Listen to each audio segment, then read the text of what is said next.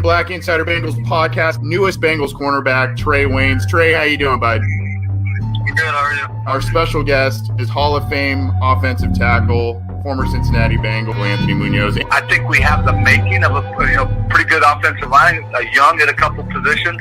Hello, Bengals fans. I am Matt Minnick, and this is Chalk Talk. Former Bengals defensive back and current NFL media member, Solomon Welcott. I remember 2015, wasn't that long ago. I think we had one of the best rosters, most talented rosters in the National Football League. Yes, Mr. Dhani Jones. How you doing, Mr. Jones? I'm doing all right.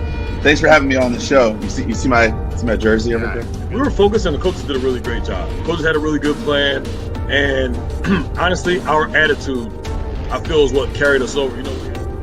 9 years in the league, 31 years old, still going strong. I think the results kind of speak for themselves. Mike, it's been a pleasure and an honor to have you on again. Bengals Director of Player Personnel, Duke Tobin. Yeah, we're going to build the draft board out all the way from top to bottom like we always do. Former Bengals quarterback, Ken Anderson. Do you look at today's game and think I can complete 95% of my passes? I would love to be playing today. I would have had to learn the shotgun. That's something we didn't really do with Bill Walsh. I think I could have handled it. What's up, everybody? It's Listener Questions Live on Friday afternoon. I'm Anthony Cosenza, joined by John Sheeran. Gave you a little extended intro there. Hopefully it came through loud and clear and visually clear for you. Trying a little something new on the streaming platform here as we go live. Hopefully that came through for you. John, how you doing, bud? Long time no talk. We had the big show last night, which was a lot of fun, but good to see you again. Yeah, for people who don't know, we had a roundtable discussion with our Matt Minnick and Zim Hude, and that was a lot of fun. But that intro was kind of cool. I didn't realize how many trash mustaches I had in the last year or so, but it's nice to see all those great interviews at the past. That was pretty cool. Yeah, and we've got even more, so we're going to kind of chop that up and do a few more. And we've had a lot of big people on this show, which is just sometimes you look back and you go, oh wow, it's pretty crazy. But we're pretty stoked on that, and we're trying some new things out, like I said, with this streaming platform. So hopefully that came through audio-wise and video-wise. Hope that came through loud and clear for you. We will be fielding your questions today, so get them to us in a number of different ways via email, theobinsider@gmail.com. Call or text 949-542-6241. We have a number of live chats going, whether it's on a post at cincyjungle.com. I believe through Twitter you can submit live comments as well. The Facebook chat on Cincy Jungle's Facebook page and our YouTube channel. All of those. There's no excuse. If you got a question, give us a question. It's Super Bowl week. A lot to get to. I'm gonna let you bat lead off here, John. I know we've got some that are queued up. I don't know if I'm not seeing too many quite yet coming in on the live chat, so maybe we'll get some of those in a minute. But let's let you bat lead off. Where do you want to go, my friend? So let's get a text from Cincinnati from Sean, and he's asking if the Bengals are planning to cut players, why haven't they done it already? Because it's February, and you don't need to offload contracts until you see a best fit. It's kind of like, remember when Zach Taylor first came here in 2019? It was like, when are they cutting Burfict? It was so obvious that they're going to do so, and they waited until like March to do it, and they did it. And that's about when free agency starts, when we can expect guys like Bobby Hart, BJ Finney, and then maybe even Geno Atkins try to find a new team. Do you think that I saw this question, and do you think that this, like, the NFL is kind of this fraternal type of deal where a lot of guys, even on different teams, they know each other, they talk to each other, they talk about other players. Yeah, they don't want to divulge too much as to what they're doing, but these guys know each other and they talk a lot. A lot of them are friends. Coaching trees grow from people that know each other. I guess my question is, do they use at some point some of the spring time to figure out, hey, they're talking about maybe unloading this guy, or, oh, this guy got into a little legal trouble at this point. Maybe it's a guy we target, or and so they kind of line things up, and then they use that legal tampering period shortly before free agency begins, quote unquote, to kind of then shed some of these contracts, make room for what they believe they need to create space-wise to sign some of these guys. That was the thought I had today. Am I going crazy by thinking that, or I don't know? No, I think right now, like, they're just using this time to finalize the roster evaluations, obviously, and then prepare for what they're going to do, what their attack strategy is, and that includes getting rid of guys that they don't deem valuable anymore, and like that communication is going to go on. And like even Carlos Dunlap was on, I think, Radio Road today for CBS Sports, and he was talking about, like it seems like AJ and Gino are going to be gone too. Like I guarantee that Carlos, who has played with them for the past 10 years, they pretty much like they know like what their future holds, and that's just being communicated. It's going all through the league, and then we just hear like the rumors that are substantiated or not, and we can kind of make these best guesses. But all this stuff is going on right now, and it's all but official, but it's not going to be official until it really has to be. So let's keep moving on here. Good friend of the show, Chris Hubbard. If the Bengals use the franchise tag, better to use it on William Jackson or Carl Lawson. I tend to think Lawson because pass rush, I mean, they're still both kind of premium positions, but I think if anytime you got a guy that can rush the passer, and we've got a good potential follow-up question on this too, but in terms of Carl Lawson, but I think pass rushers are just at a premium. It's kind of like, offensive line, you build your defensive line, you have your quarterback. I don't know. That's just kind of my opinion. But cornerbacks cost a pretty penny too, and you need good ones there. So we don't know exactly what the numbers are going to be for the franchise tags at each position, but considering the cap is only going to be lowered and the top salaries haven't increased as much compared to how much the cap moved, edge rusher is still going to be more expensive than cornerback. Like on Over the Cap, they're projecting the tag for defensive ends to be about $17 million, and for cornerbacks just under 15. So financially, cornerback would be slightly cheaper because that's how the top salaries are at those two positions. But if you're talking about who should they be more desperate to keep, at least for just one more year, it should probably be Lawson. Mm-hmm. But at the same time, we can go back and forth on this. There's so many things that kind of like balance each other out. And it's almost like a tug of war in terms of decision making. Like William Jackson is a little bit older, and you don't know how many more high end years you're gonna get out of him. So if you're uncomfortable giving him like a 3 or 4 year new deal, and he plays into his 30s, maybe you tag him to see if he has like another good year, and then you can kind of push that decision down the road and just focus on getting Lawson long term because he's a little bit younger. That would be the ideal situation for me. You franchise William Jackson and you keep Carl Lawson long term. And I think also you look at the positional need. I think there's just more edge rusher, pass rush need on this team right now than corner. And there still is a big need at corner with William Jackson being an impending free agent, Mackenzie Alexander being an impending free agent. But at this point, if you're the Bengals and you decide to let William Jackson walk, you have to be extremely confident that Darius Phillips is going to take the next step in his development as a boundary corner. And then you have to really be confident that Trey Waynes is going to come back and give you a full, if not a very close to a full effective season as the other boundary cornerback. And then you have to find a slot replacement if you let Alexander walk. So there's needs there, but I think you would be better served. And it sounds like you agree that Lawson's kind of the guy that you prioritize. And if it has to come down to keeping one, and by keeping one only by franchise tag, I think by a slim margin, unless I'm speaking out of turn for you, Lawson would win that argument. Yeah. If you keep one, you keep Lawson. Whatever you have to do it, you do it. So let's kind of stick on that theme. Let's get to an email from Brian from Bowling Green, and he's asking about Cincy Jungle. We posted an article about Carl Lawson today, and we had an interview with Ace Boogie, who also Cincy Jungle Zone, and he said that we talked about Lawson in the show, and he basically said that like for most of the season, Carl Lawson was essentially told not to use all of his moves in his repertoire as a pass rusher, and when it came down to that Week 15 game against the Steelers, Lawson kind of just let go and just kind of unleashed his full arsenal, and he ended up having the best game of his career. So he's asking, doesn't this raise eyebrows, and doesn't the coaching staff have to answer to the validity of this statement? Also, does that make Carl Lawson want to leave? Seems like this may have taken place with Carlos as well. Is anyone else concerned about this? Are we in too deep this offseason? So it was a report. We don't know how true it was, but that's essentially the gist of it. But I don't know if this tells us anything that we didn't already know about Lou Anarumo and the coaching staff. That was a little concerning about this report, and if it's true, and I tend to believe, I mean, Ace seems to be a pretty well connected guy. He's got a couple of sources, and he's used those sources and other connections that he's had to have some great names on his show as well. The new Stripe City and Orange is the New Black podcast. So, I mean, I tend to think that he's got a good connection here that at least has some of that accurate information, and I would have no idea as to why Lou Anarumo would tell that to Carl Lawson. I don't know. I wouldn't know the reasoning other than if he sees those moves and he just feels that they're not effective.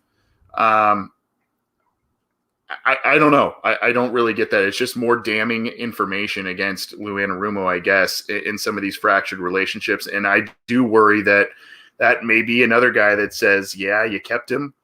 I'm sure Carl Lawson had a very close pulse as to what the Bengals were going to do in terms of coaching changes this offseason. So that worries me a little bit. Especially what happened this last season with Carlos Dunlap. So I think there's some shred of truth to it because I don't believe Ace is a liar, and I believe that his sources are pretty well connected, but we don't know the entire story. But also, like, again, it doesn't surprise me too much knowing what we kind of know about Anarumo already. And as far as if that would make Loss want to leave, if they pay him well, I think he stays around. I think that's the biggest indicator of that. And I don't think he's going to be demoted like Carlos was because they have nothing else at edge rusher. So he's valuable and he's going to get paid like it too. So I think that will matter more than anything else, especially because Anarumo is going to be on the hot seat anyways. And he might not even be around for the entirety of Lawson's deal. Yeah. It's one of those things as to when you keep a coach who was kind of on the hot seat or kind of wasn't a endearing himself to some of the people either in the locker room or the fan base. These are the kind of things that come out, and then you look at free agency and you begin to kind of wonder, oh boy, how big of a role does this play? Or does money trump all? Does the contract and respect by the organization trump that? And if the Bengals show that respect to Carl Lawson, and they pay him some good money, John, do you think that tune by the Anarumo changes and says, you know what, okay, with this team paid you quite a bit of money, do whatever you need to do? I mean, I don't really see that. He seems to be by reports, I've never talked to him or met him or anything, but he seems to be a very kind of staunch guy about that. Yeah, I mean, he shouldn't really have a choice. It just seems like he doesn't really like anybody on this defense, which is just kind of funny. But we'll see. Yeah. Well, we've got a call. I think we briefly lost him, but I believe he's back. I think it's Terrell back joining us on the Orange and Black Insider. Terrell, are you there? Oh, yeah. How you guys doing? We're doing well, man. Good to hear from you again. It's been a little while since we've done one of these episodes, so glad to have you call back in. Oh, yeah, you already know. But I just, real quick, though, I just want to just say that the popularity that the Bengals get towards the Pro Bowl sometimes be despicable towards me because I'll take Jesse Bates over Buda Baker and all them any damn day. And then the other thing I was going to say is y'all swayed me. Jamar Chase, man, he the man. Y'all persuade me. Okay. And I think it's Howell, Chase, trade down to get Pitts, or bust. That's your order? And that's my order. Okay. And but I got friends of mine that tell me about Dale Shaw and Slater, and another thing, I just hope they do good in free agency again. And I want y'all to write this on a notepad. I want to know, John, we from the Natty. I want to know y'all top 5 UC. I want to know his top 5 UC players. And Anthony, since you from the West Coast, I want to know your top 5 USC players. Okay. That's a put that on notepad. Maybe later on in the summer or something like that. Okay. I like that. Cool. Well, we'll get to that. I mean, we could probably mention a couple right now, but we'll get to that. And then also we're going to tie your question into some we've got about Sewell and Slater and stuff too. But good to hear from you as always, Terrell. Have a good weekend, bud. Enjoy the Super Bowl. You got a pick in the Super Bowl? I do got the Tyreek Hill is becoming one of my favorite players. Okay. And I got love for the Kelsey brothers just because they from UC. Ohio. Yeah. Okay. Yeah. All right. Well, he's got the Have a good Chiefs. one. Thanks, Terrell. Appreciate it. Terrell's got the Chiefs. I know, John, yesterday you said in the Super Show that you've got the Chiefs as well. We'll see what happens there. I think it's going to be actually a pretty entertaining game. I don't know. I guess you could kind of say, do you have a favorite UC guy? Top 5, I'd have to really think about that. But do you have like a guy that's like, oh, UC, that's my guy, the top guy? Is it Kelsey? Kelsey's not one. I'll get to one in a little bit, but Kelsey definitely is top 5. Isaiah Pede, the running back from about 10 years ago, he's up there. Both Zach Claris and Tony Pike are up there. My number one guy of all time, though, is Marty Gilliard. And for UC fans, they remember who he was and how special that he was. I thought 13-year-old me thought he was going to be so amazing in the NFL, but he didn't last very long there. But that is a UC legend in my heart, Marty Gilliard. I remember Marty Gilliard and Isaiah Pede, and a lot of Bengals fans wanted those guys, and rightfully so. But man, what happened to them in the pros? I kind of expected a lot more out of those guys. But some good names to be sure. We'll have to kind of do a little homework and do our top 5. Connor Barwin, an honorable mention. Yeah, he's a good player. Yeah, let's tie a little bit of what Terrell said into a question here in just a second. Before I get to that, I just want to remind folks we are taking texts and phone calls, 949-542-6241. You can tweet us at Bengals OBI. You can send us an email, theobinsider@gmail.com. You can use one of, I think, 4 live chats, whether it's through the Twitter accounts we're streaming to, our Orange and Black Insider YouTube channel, the Cincy Jungle Facebook page, or the post on cincyjungle.com. So no excuses. Get your questions in. We're going to be here a little bit longer, and we appreciate your feedback and your candor with us. We like talking Bengals on a Friday right before the Super Bowl. So Terrell mentioned Slater, Darisaw, obviously Sewell. I think yesterday I kind of said Sewell right now based on nothing happening in free agency yet and just where the Bengals currently are. Sewell's kind of my top pick based on what I've watched from him out here on the West Coast. Chase, I think, is a very close second for me based on talent, need, all of that stuff. And then you've got, Slater's now entering the conversation. Darisaw maybe a little bit later if you move back. So there was also a question from Derek in Lucasville via text saying if Sewell's gone by number 5, is Slater actually worth that pick, or is that a reach? Do the Bengals need to move back at that point? You had a very interesting tweet video, John, that I found to be very well done about this, and I'll link that in the live chats here. But, if you want to kind of reference that a little bit on your take with all of these guys. I think if Sewell's gone, the question isn't if Slater's worth it at that point. Like, Slater has to be worth that pick if Sewell is still there in order to actually make it. You can't take Slater just because Penei Sewell's gone. That's not how any team in the top 5 should work the draft. If you're drafting in the top 5, you need to make sure that player in your eyes is worth it. And if you take Slater there, it shouldn't even matter if Sewell's on the board. With that said, I don't know how you take Slater unless you believe in all your hearts that he not only is better than Sewell right now, but he's going to stay better than Sewell for the better part of their careers, maybe his entire career. And I don't know if anyone really has that take. I know that the hype with Slater right now is that he is in fact a better player than Sewell because his tape is just a lot more cleaner. And I think that's pretty objective. But that doesn't take away anything from what Sewell was at the same time that Slater played. Like, Sewell is just a more dominating player. He's younger, he's bigger, he's more athletic. And those guys that are drafted that high, who are that strong and have all those other qualities, they typically end up being really special players. That is the type of player that you typically draft at 5. With Slater, I don't think it's a bad pick. It's not picking a bad player, but what value are you really getting with a guy who's probably as good as he's ever going to be? And it's a really good player, but it's like taking Isaiah Wynn at 5th overall. It's a solid player. He's not going to be a liability by any means, but are you really getting like the bang for your buck, I guess? And I think that's where the question with Sewell comes back into play.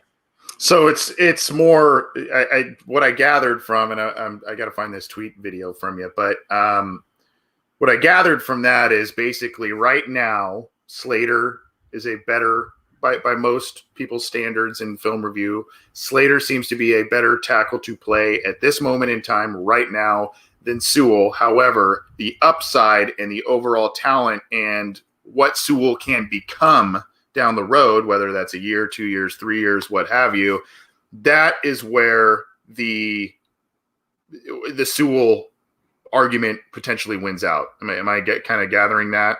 Which I 100%. agree with. Yeah.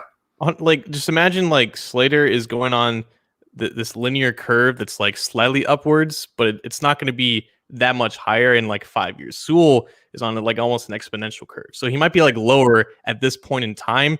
But you don't draft guys for the sake of right now. Anyways, you have him for 5 years, and with Sewell, he's going to be like 24, 25 by the time his next extension comes. You can have prime Sewell for like 10 years or so before he turns like 30. Like, that is the long-term investment that you need to make at that spot. And he is the type of talent that you are comfortable investing with a top 5 pick.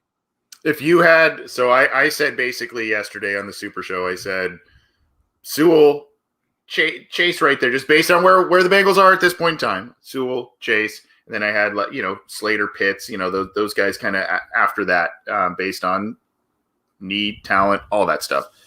Where do you have a pecking order at 5 as we sit here right now, early February, for the Bengals?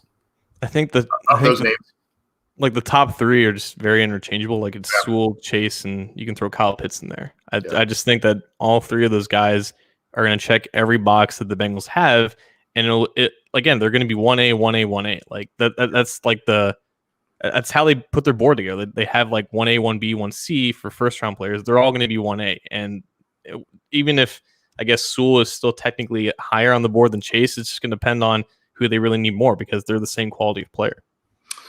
Well, we spent a little time on that because there's basically 2 or 3 people asking us about those questions. So we wanted to spend a little time. John, I'm gonna dig up, or if you have the. No, you go ahead. Okay, I'm gonna dig up that tweet from you because I thought that was a really good video, much like the Jamar Chase one you put out a couple weeks ago on Twitter too. So those are fun ones there. Where I think I grabbed that last one. I don't know. You see one here that you wanna get to? Yeah, since we're on a line, we have a question from Darian Harris in YouTube. He's asking, what about Akeem Hidenoji? What do we do with him next year? In terms of what? I mean, are you asking him to? Are you saying should he start? Should he? I mean, to me, I know the Bengals, at least the former offensive line coach, seemed to be really high on this kid. I know Matt Minnick really liked the kid as well, but it was real up and down. Granted, he was a rookie. It was real up and down when he was in the lineup. And I've said this before. I think the Bengals need to say for most of the spots on the offensive line, they need to get the guy. They need to not have so much this guy could be in the mix and this is kind of open or what. They need to get studs at a couple of these positions. And I think that's what happens when you use potentially a top 5 pick on an offensive lineman, or maybe a top, the pick atop the second round because it's a pretty deep class at certain spots on the offensive line. So, I mean, there's that. Use a free agency pick. I mean, you gotta invest heavily on the offensive line, and I like Adeniji. I like what he brings, but for now, for me, he's kind of a spot starter. Can play a couple of different spots on the line, and that's kind of where I'm at with him at this point. I don't know that we're saying let's ink him in as a starter on this offensive line right now. When it comes down in September to deciding how many offensive linemen are kept, he's going to have the advantage of being a great athlete and being able to play in multiple spots. That's going to help him. It sucks that he's gone through, I think Matt pointed this out, like at least 4 different offensive line coaches since he enrolled in Kansas, including going from Jim Turner to now Frank Pollock. We don't even know what that does on a guy's development who's that young. But his tools and his youth, they give him an upside over other guys that the Bengals could keep on the roster. So I expect him to stay and just be a backup. And if he has to start, then I hope it goes well for him. I found your video. I put it in the live chat. It threw me off a little bit because the intro graphic was Mel Kiper Jr. in cornrows, I think. So that was the first image on it. So I was like, oh, okay. I didn't know specifically just at first glance, but very good video. That photo's been in my camera roll for like 3 years. I love it every time I see it. It's a good one. It's a good one for sure. We've got some text. Let me see what we got here coming through. Okay.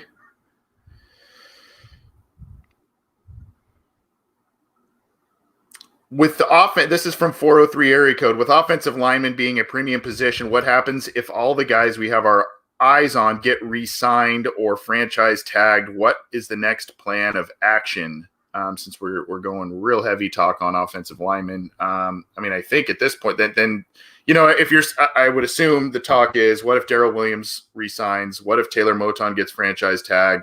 What if Scherf and or Tooney asks too big of a price for a team that doesn't like to pay guards? And the Bengals are there kind of sitting on their hands saying, well, we didn't do much to improve our offensive line. Well, their course of action, John, I think would be either to do what they have often done and get veteran journeymen on rental deals to try and come on and be a Band-Aid, which has come with mixed results, and that's being polite. So that would be one, or we kind of just say, I mean, I use this phrase kind of tongue in cheek, a quote unquote boring draft where the Bengals are just basically going heavy on offensive line, potentially defensive line, and doing kind of the meat and potatoes stuff as opposed to the skill positions. That's really the course of action if they really truly want to improve their offensive line and miss out on some of the top guys in free agency.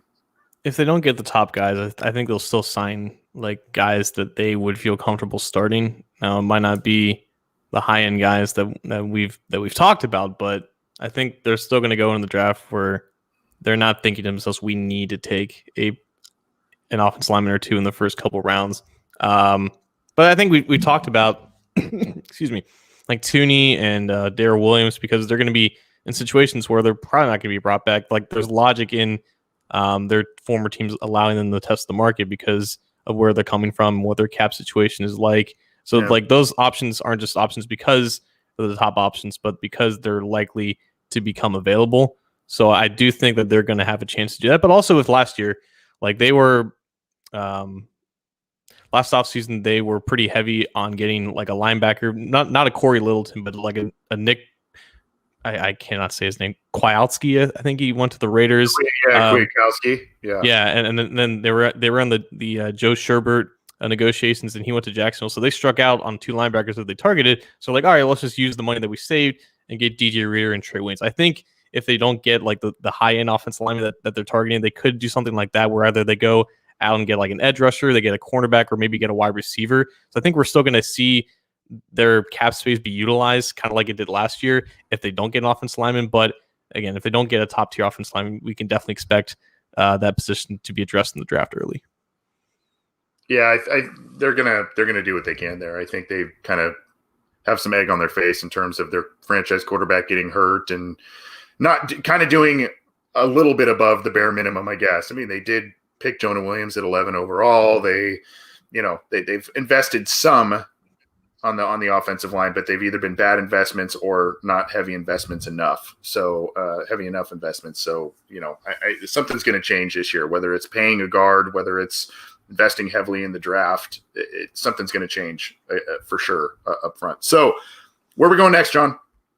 Let's get this 513 text. He's asking, besides the draft, what do you guys think of Duke Tobin? He has missed on special talents.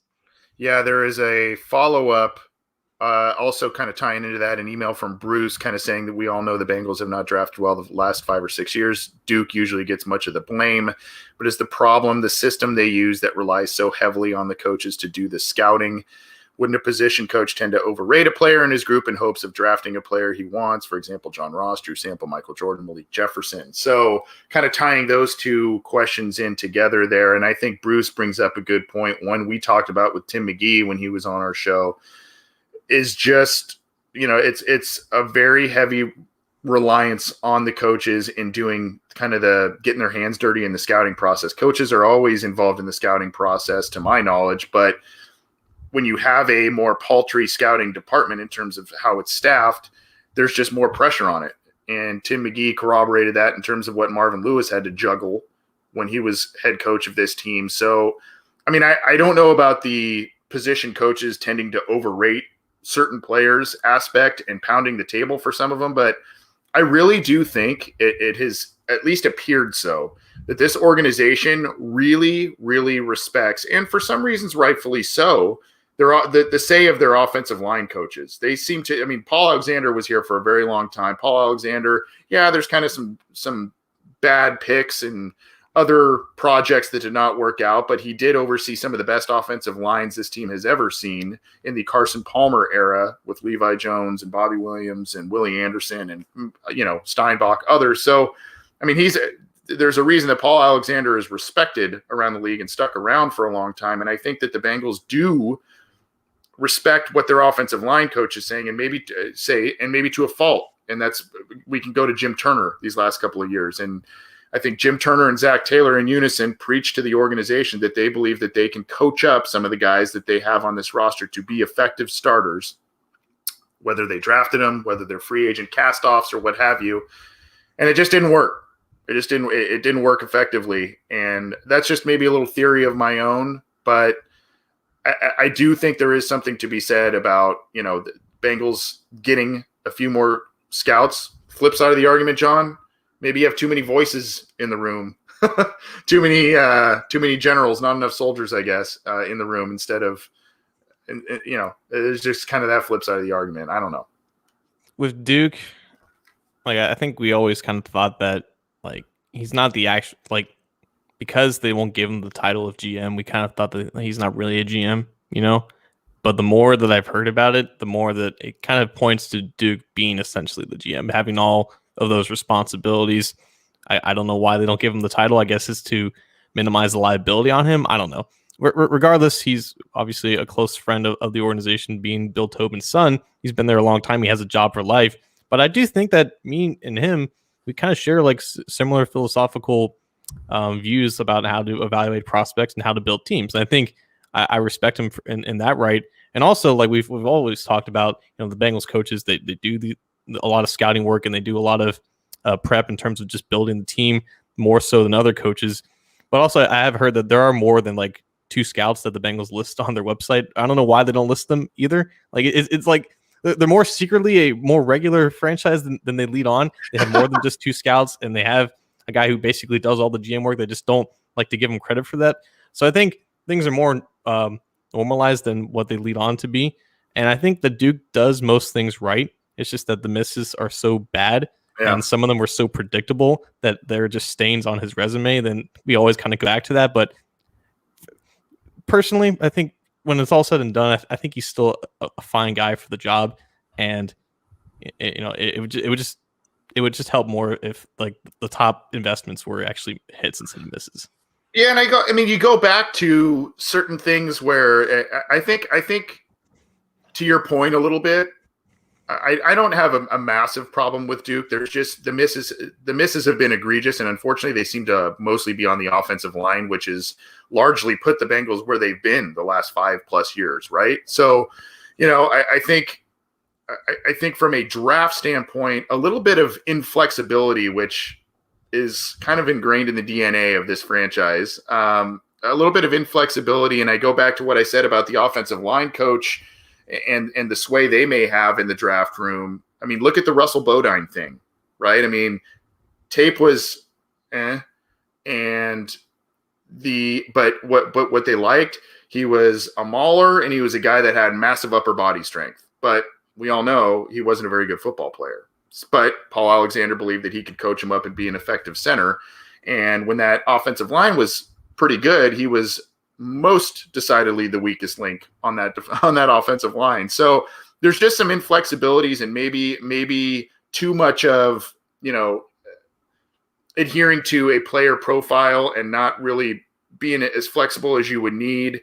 You go, the Billy Price pick, there were some red flags there, and they just pigeonholed themselves there. And I think you may agree with this, John, the fact that the Bengals a lot of times, talking about the Billy Price pick, they don't move up for the impact players. That's the big thing for me. And I think when you are inflexible in terms of moving up, you see a guy that is just going to be an effective player, and you sit back and you wait, and just because you hope you get the value, that doesn't always work. And you saw that when the Lions leapfrogged them to get Frank Ragnow, and they sat and kind of settled for Billy Price, and that's been something that's bit them. So that's another facet, I think, in terms of the draft that I think is really something they need to change. Yeah, I think for the most part, though, like it's not always the best idea to trade up assets for like a non-quarterback, and that's something that I personally agree with. But there are some cases where if you are dead set on Frank Ragnow and he's there 2 picks away, and the team ahead of you is potentially targeting offensive line, that is a situation where you can probably sacrifice a 4th-round pick. There are definitely ways that you can do that, but I do agree that it's not something that you always have to be able to do. I guess because I think that accumulating resources is a little bit better than going out and getting a high-end player who might not be a quarterback. So there are some situations, though, I would rather them see them doing that, though. Yeah, I mean, there are exceptions to rules, and I mean, I'm not saying they need to do it all the time, but there are times where they have let effective players go in front of them, or they have moved back to accumulate more picks and effective players go. And then they're kind of like, well, okay, a lot of the guys we thought we would be here when we moved back, none of them are here. So it's just, there are examples of that. But overall, I think to our friend John, his point, this last year's draft class was ranked high by PFF standards. I think it was tops in the class by PFF standards. So they did pretty well. Hard to screw it up too bad when you have the top pick in every round. But it was ranked very high, so they hit on a lot of players there. Hopefully, some of the guys in the previous year end up coming to fruition, but that's looking a little sketchy. We'll see what happens this year. Where are we going next, John? Was it your turn or my turn? I kind of forgot. We went on a tangent there. I went last, but just real quick, someone in Tyler Theus's life, go give him a hug. I think he's going through right now. Yeah, he's a little cynical on the Bengals. That's okay. He's probably been a fan for a long time. I know how that goes. How with Burrow, this is a text from 305. With Burrow in place, how long does a window stay open for Super Bowls with complementary pieces to be added? To me, I think the window, had he not been injured this last year, the window should be really starting to open this year 2, maybe a bit, year 3 for sure. But you want that window opening with that rookie contract, because with that rookie contract, you're able to then manipulate your roster a bit more, spend money elsewhere to supplement other pieces of the roster where you're deficient.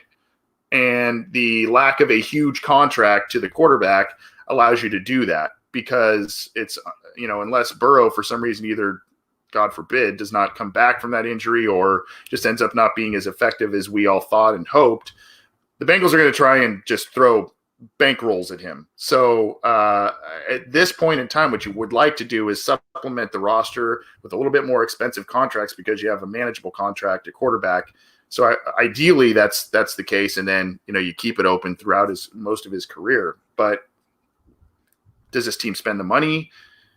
Is Burrow going to be okay? Or is this injury going to set him back a little bit? I don't know.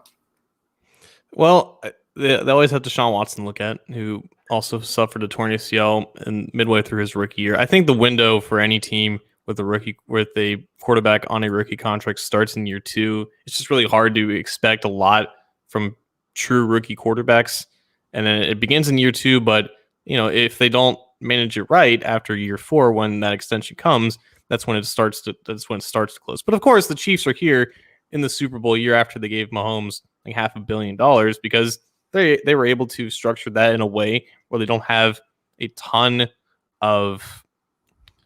It was very weird how they structured it, because they basically put the guaranteed money in a lot of like roster bonuses that activate like a year before, so it gives them, excuse me, a way to basically like manage it and like convert it to signing bonuses if they need space. And then they're able to sign like Chris Jones and Travis Kelce to also market level deals for their position. So you can, manage the cap 6 ways a Sunday and keep your top players. It doesn't have to be just when your quarterback is making, $8 million a year. But for the Bengals case, because we've never really seen them do that before, the window really starts next season. If your quarterback is not competing, at least competing for the playoffs in his second year, you're doing something wrong from an organizational standpoint. It should begin next year, and it should be wide open until like 2023 before he gets an extension.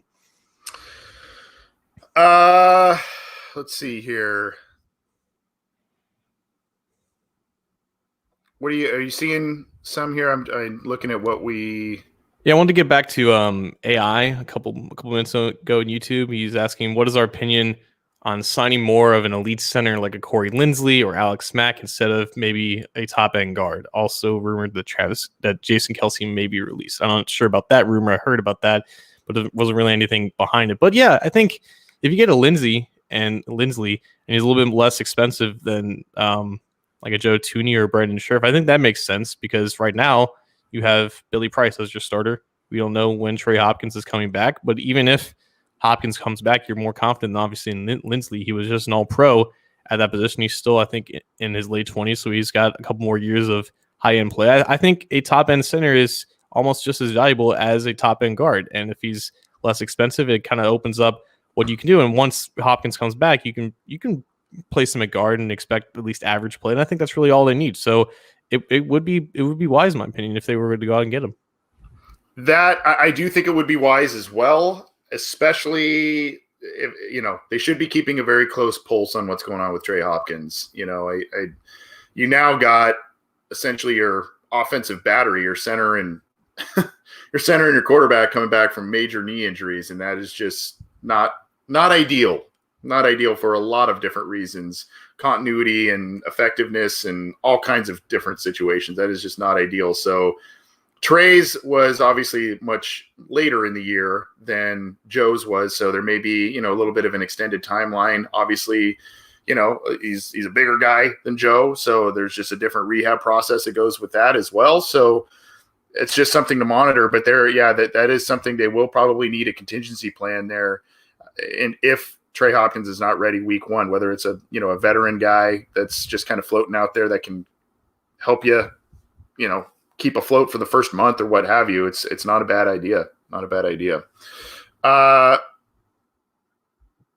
Mr. Whisper, we talked about this. Do you trust Trey Waynes to be our number one corner if William Jackson III is not retained? I don't. No. Based on sample size, no.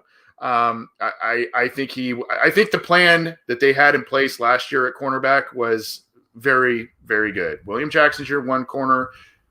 Trey Waynes is your number two corner. Mackenzie Alexander is your slot corner. I think if you had it in that pecking order, that would have been a very solid trio going forward. Now, Trey Waynes is a good player. Trey Waynes has a lot of things going for him that they probably overpaid for him. I mean, he's got a big, big cap figure this year.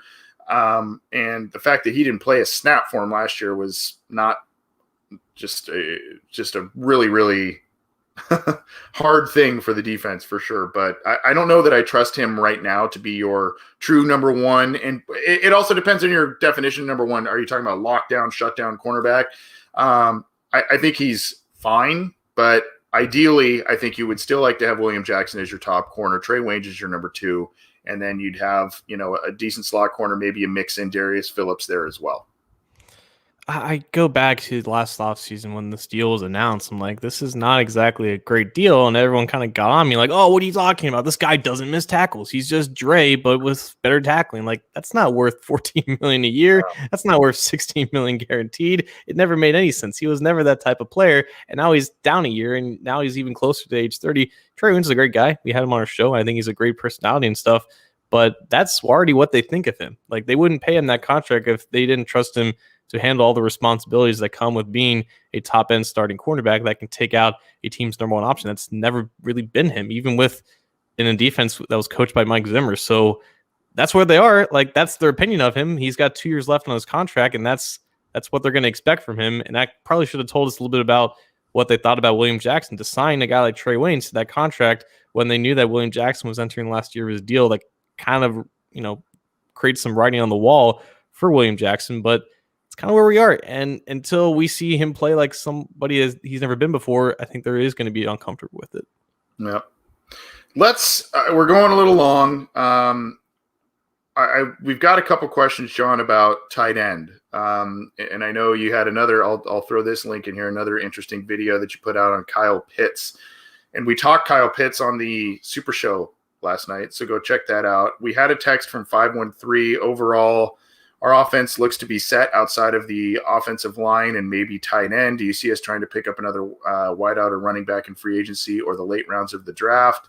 And then there was I think it was an email from Timo in Finland, saying hello and thank you for the show. What should the Bengals do with their tight end department, draft, free agency, etc.? So you've got Drew Sample, who began to emerge at the end of the year. You've got CJ Uzama, who's really started to become a nice little player, but got hurt pretty early in the year. So he's been out. And, you've got Ethan Carter. You've got, kind of just some other guys beyond that. Is this a position you think the Bengals need to stockpile? I think if the Bengals kind of settle someone on offensive line, maybe they get some wide receiver help in free agency. I think at 5, then you go, give me Kyle Pitts. Yeah, Pitts, like if they were to add like a tight end for the sake of getting an upgrade, like Pitts just makes the most sense out of anyone. I know there's like a couple other tight ends that people like in this class, but like none of them seem to be not only as good right now as Pitts, but as that has like the same high end potential as him. We also had an email from from Philip Rogers, who's asking people talk about Kyle Pitts, being this electric playmaker, but they already have Auden Tate. So why not use Auden Tate in that role? The Bengals don't have anybody like Kyle Pitts. Like Auden Tate may be 6'5", 230. He moves like he's 6'5", 270. Like Kyle Pitts moves like he's 6'6", 200. Like there's a difference in their play speeds. There's a difference in the versatility of which you can use a guy like Kyle Pitts. He is a truly elite player. And if that's the direction that the Bengals want to take at 5, and people talk about trading down, like if you're comfortable taking Kyle Pitts with the 8th overall pick, if you trade down, you would be comfortable taking him with the 5th overall pick, in my opinion. Right. I think that just it makes sense if he is the guy that they want to feature in this offense to take the 100 targets that AJ Green is taking away from him wherever he goes. It would be fine with me. He fits perfectly with what Joe Burrow is in terms of how he throws the ball and where he throws the ball, and when he does well, throwing the ball downfield, like that would be a seamless transition and a guy that would contribute immediately and the guy that would be a good player for a really long time. He's not even going to be 21 until October. He's just like Penei Sewell. So if that's the direction they want to take, that's fine. But if they don't get Pitts, I don't see a reason why you need to go out and get someone less than Pitts, because you already have Uzoma and Sample. You can make that work if those are your 2 tight ends. But Pitts is a different level of playmaker. I mean, imagine if you're able to get a Taylor Moton, a Darrell Williams, or one of these tackles out there that'll potentially push Bobby Hart out of there, and you would think you have an upgrade at right tackle, right? You're getting Jonah Williams back. He's not coming off of surgery. He did have a pretty significant injury, but he'll be back at left tackle. So you have your tackle spot settled. You maybe sign a guy like a Curtis Samuel or something to bolster the wide receiver group to help you out there. Then all of a sudden you go into the draft and you go, well, we kind of checked a little bit of the boxes at wide receiver and at tackle. Maybe now we go Kyle Pitts at 5, and then we go offensive line, interior offensive line at the top of round 2. I would think that with all of the offensive deficiencies that were on display with or without Joe Burrow last year, I think if you kind of are able to achieve all of those things, you'd be feeling a lot better about that side of the football at that point and what you're able to achieve. Yeah. And like Pitts is labeled as a tight end, but again, you can use him in ways that you can't use CJ Uzoma and Drew Sample. Like you're going to be able to find the ways to get him on the field. Like his position should not limit him to just blocking as an inline guy like the guys that they have now. And like we talked about last night, if you add Pitts to this group, you don't have to have him be an inline blocker immediately because you have Uzoma and Sample to do that for him. You just put him wherever on the field that you want. He has experience in every single position that you can possibly imagine. Like he'll be fine. It's funny. I think people see the 2 letters TE next to his name and they go, oh, it's not worth 5.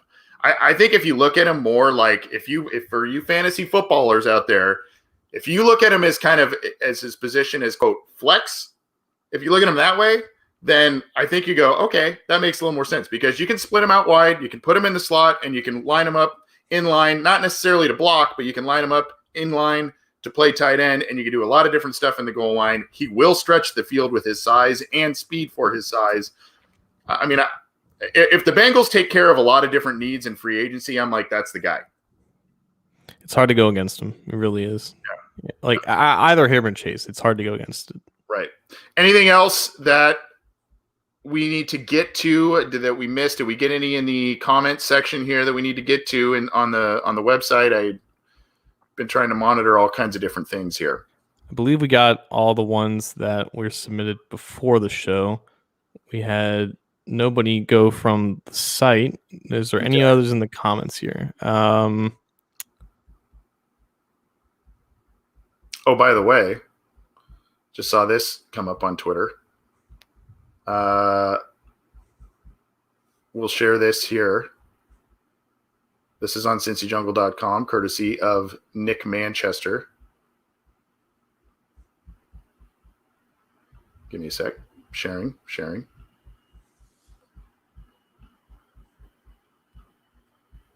There you go, right here. Bengals land Kyle Pitts in latest NFL.com mock draft. So there you go. He's been labeled a, quote, generational talent and a matchup nightmare. So this is from Lance Zierlein, who made this pick for him. So could be a viable guy. For him for sure. Any others we need to get to? There's a real good one here by Joe Wharton. What is your perfect ideal offseason for the Bengals? That would probably take that. That's a question for an entire episode, I think. I don't know. What do you think? In like 3 bullet points, get 2 new starters on offensive line, get another weapon, make sure that the defense doesn't have any glaring holes. They're going to have holes, but not like Jalen Davis at slot quarterback. Major Achilles heel type of thing. Yeah.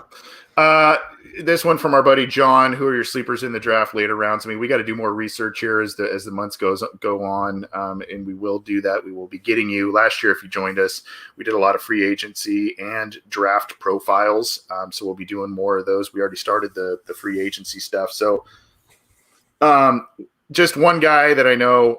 He's not late round. He's probably going to be, maybe depending on how he works out, but probably a late night 2 or early day 3 at this point. Jay Tufele, I like my USC guys, the defensive lineman, did not play this last year. A guy that isn't necessarily a household name, but you can move him around at a lot of different spots on the defensive line. So that's a guy I'm going to be doing some film stuff on, and I will share that with you. But, I think had he played this year and played at the level that he was playing before, you'd probably say an round 2 for this guy all the way. But just with the year being what it was, and maybe some of these other guys showing up at the Senior Bowl and playing well, I think he may fall down the pecking order. But he's a guy that is an interchangeable and movable piece on a defensive line that I think a lot of people would like. Any others that come to your mind there for a mid to late round guy where you go, oh yeah, that guy, I've been kind of interested in that guy?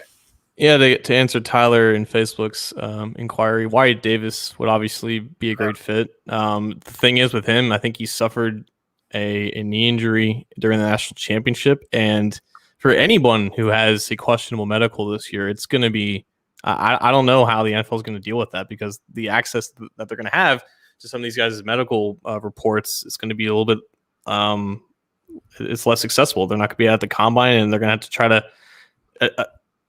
acquired through like their pro days or whatever. So like Wyatt Davis could be fine, but some teams may not be able to know that, and it might be the Bengals. So he could easily be a great pick at the top of the second round, but he could also fall to round 3. We have no idea. We have no idea what it's going to be like for some of these guys who are entering this process injured. I hope that he ends up going where he should, but if he is there on day 2 and the Bengals still need a guard, he would make a lot of sense. Yep.